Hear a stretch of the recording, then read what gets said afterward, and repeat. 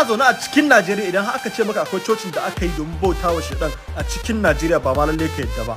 Ita dai wannan cocin musabbabin yin ta ko in ce an yi ta ne musamman domin bautawa shedan. Kana shiga cikin ta zaka ga gunkin shedan mai kahon huna. Sunan wannan cocin na asali The Assemblies of Light Bearer, The Greater Church of Lucifer. Kun san dai ai Lucifer shine dai kusan shedan din za a ce. Wannan coci tana nan a garin Ohafia, Abia State ta Najeriya. Idan aka shiga cocin in ban da kwarangwal da kuma zanen abin tsoro babu abin da zaka dangane. Wannan kuma shine shugaban kotun, wannan shugaban cocin mai suna Ifekwe Udo.